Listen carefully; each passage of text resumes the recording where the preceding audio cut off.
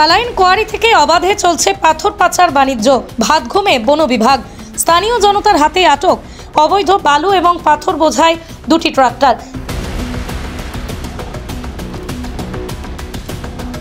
বিভাগীয় কর্তাদের ভূমিকা সন্দেহান। স্থানীয় সূত্রে খবর, দীর্ঘদিন থেকেই বন বিভাগের কর্মকর্তাদের ম্যানেজ করে কালাইন কোয়ারি থেকে অবৈধভাবে চলছে পাথর উত্তোলনের কাজ।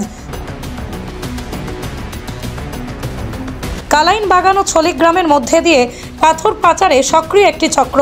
শুক্রবার দুপুরেই ছলিগ্রাম হয়ে অবৈধভাবে পাথর পাচারের সময় স্থানীয়দের হাতে ধরা পড়ে পাথর ও বালি বোঝাই দুটি ট্রাক্টর। গাড়ি দুটি আটক করে স্থানীয়দের পক্ষ থেকে খবর দেওয়া হয় বন বিভাগের কালাইন রেঞ্জ অফিসে।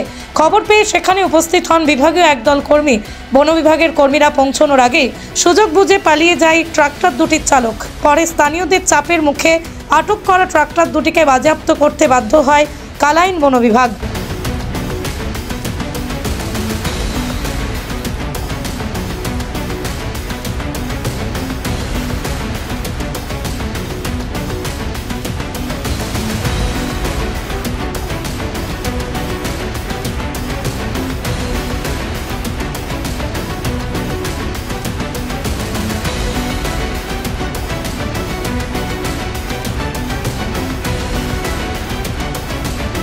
কালাইন কোয়ারি থেকে অবাধে চলছে পাথর পাচার বাণিজ্য।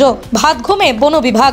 স্থানীয় জনতার হাতে আটক অবৈধ বালু এবং পাথর বোঝাই দুটি ট্রাক্টর।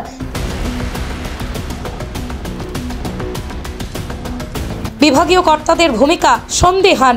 স্থানীয় সূত্রে খবর, দীর্ঘদিন থেকেই বন বিভাগের কর্মকর্তাদের ম্যানেজ করে কালাইন কোয়ারি থেকে অবৈধভাবে চলছে পাথর উত্তোলনের কাজ।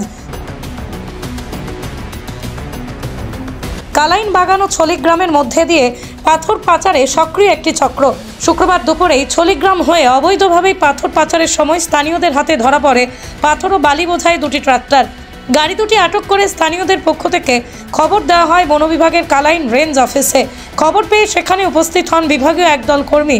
বন বিভাগের কর্মীরা পৌঁছানোর আগেই সুযোগ বুঝে পালিয়ে যায় ট্রাক্টর দুটির চালক। পরে স্থানীয়দের চাপের মুখে আটক করা ট্রাক্টর দুটিকে বাজেয়াপ্ত করতে বাধ্য হয় কালাইন বন বিভাগ।